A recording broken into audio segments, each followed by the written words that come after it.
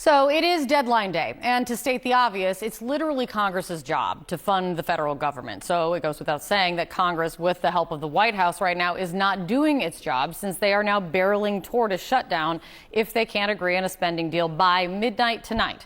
This would be the first shutdown since December of 2018. That one lasted 35 days, making it the longest government shutdown in more than 4 decades. We can talk about the politics of all of this for hours. It's clearly all politics, but let's break down what a shutdown tangibly means for, well, you and millions of Americans. First off, hundreds of thousands of federal workers do now face the threat of mass layoffs by the Trump administration. We haven't seen that during any recent shutdowns.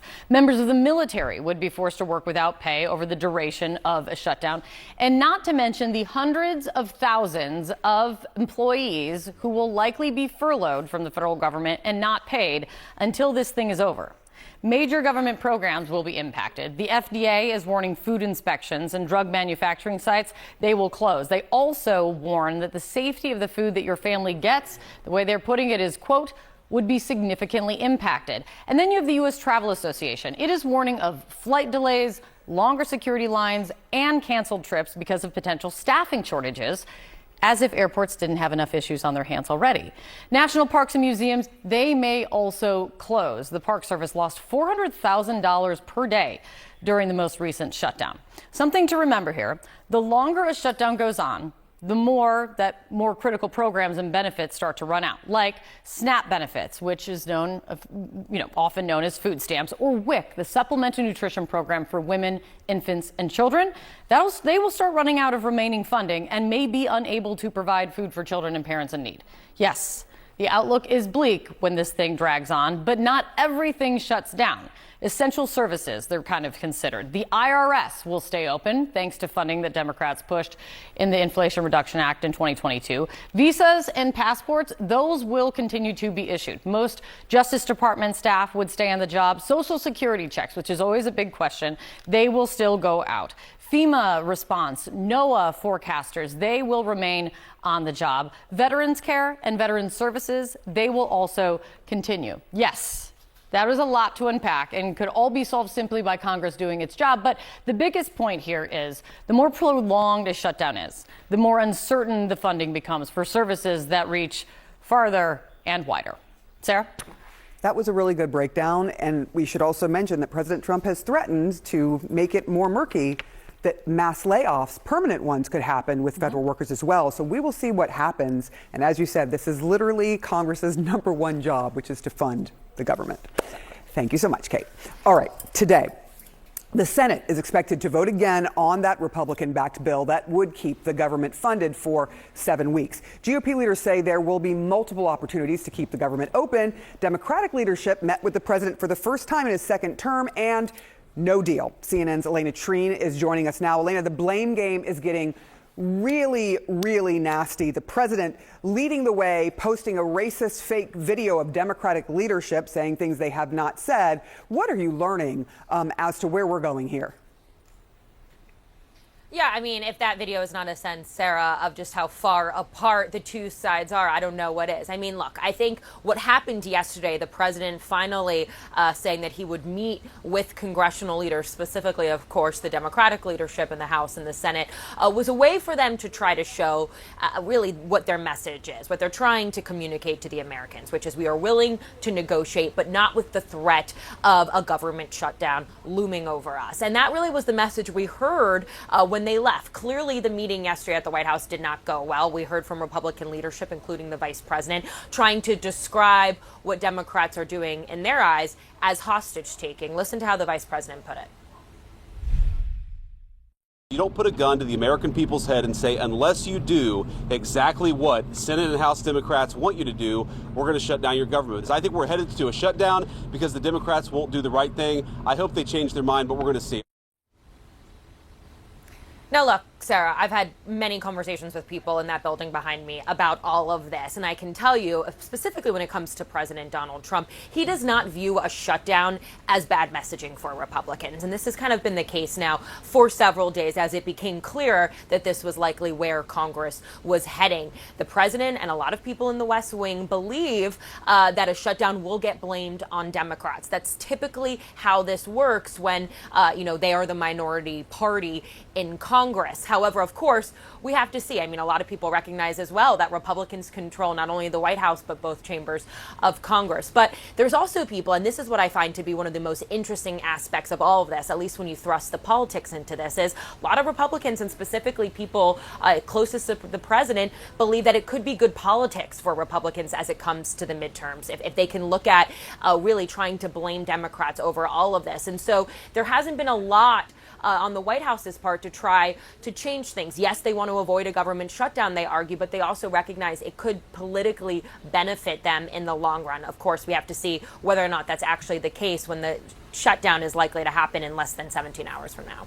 Right, and how it impacts the economy as a whole as well. We will see what happens. A lot to unpack there. Elena Treen, thank you so much. John? All right, here now, Senator Jeff Merkley, a Democrat from Oregon. He is the ranking member of the Senate Budget Committee. Senator, thanks for being with us. What's the latest you hear from your leadership about the negotiations? Any chance that a shutdown is avoided at midnight? Well, there's always a chance for a temporary reprieve of some sort. But here is the framework. The Republicans passed this big, ugly betrayal of a bill that does enormous damage to American families to fund tax breaks for billionaires. And Democrats are saying, hey, we're not going to sign on to more of a families lose, billionaires win agenda. We want an agenda where families thrive and billionaires pay their fair share. And the focal point really has been two things. One is health care, because very, very shortly, folks are going to be facing double-digit increases in insurance, and on those buying on the exchange in Oregon, it'd be a 65% increase, or about $1,300 average per family per year. This is an enormous impact, with some families having to pay some $13,000 to $25,000 more per year for health care. So a big looming disaster ahead on health care. We're saying we're fighting for families. This has to be addressed. And the second, John, is the power of the purse. The president has been wrenching the power of the purse away from Congress through funding slowdowns, funding freezes, funding impoundments, and this fancy thing called a rescission, where they basically, in a partisan way, undo what was agreed to on a bipartisan basis. And that's unacceptable. It's contrary to the whole vision of our Constitution and the checks and balances. So those two factors loom large. You know, the first thing you said is there's always a chance for a reprieve. I spoke to House Minority Leader Hakeem Jeffries last night, and I asked him about just that. Listen. What about a 7 to 10 day short-term funding bill so that you can keep talking about this? It would keep the government open for the next 7 to 10 days, and maybe you could keep talking more about Obamacare subsidies and the like. We are a no when it comes to kicking the can down the road. This issue needs to be dealt with immediately. That sounds like a no from the House side on a temporary reprieve. What do you think about that? John, that sounds pretty definitive. But I do think if you were to hear a message from the president saying, we hear you, we are going to start honoring the Constitution on the power of the purse, we're going to work out the details, we hear you on health care, we're not going to inflict this massive damage on the American people. You have, and Vance said yesterday, the Democrats are presenting ideas that have some value. Well, if we heard a strong, we'll take a couple days to work out the details, but you presented two important issues and we're going to address them, that would be the only foundation for a short-term reprieve. Interesting. It does seem like you're leaving the door a little bit, certainly more open than Hakeem Jeffries, for whom it was completely 100% shut last night on that. Your state's in the news, right? Because President Trump says he's sending National Guard troops or federalizing National Guard troops for Portland, Oregon. What's the situation on the ground there? How would you assess the level of violence that the president sees compared to what it normally is around facilities like that? You know, I was outside of the ICE facility twice this weekend. I saw 3 women protesting. There's been a couple of incidents over the last couple months, but nothing with outside of the normal function of police.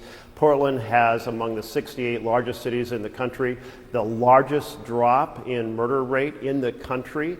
It has a 20% drop. In fact, it's been cut in half. 20% drop in violent assaults.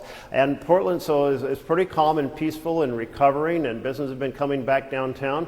We've been recovering from the riots that Trump incentivized and stimulated back in 2020, and we're like, stay away. And my message when we held a press conference on Friday night with all the leaders was, it's the don't take the bait press conference. The president is planning to distract from all the terrible things he's doing across the country, 8 months of making the country sicker and poorer, and he wants to distract with this type of stimulation of violence that he can then use violence to justify more authoritarian control. So this is outright straight out of the authoritarian playbook. Portland, don't take the bait. Senator Jeff Merkley from Oregon, we appreciate your time this morning. Thank you.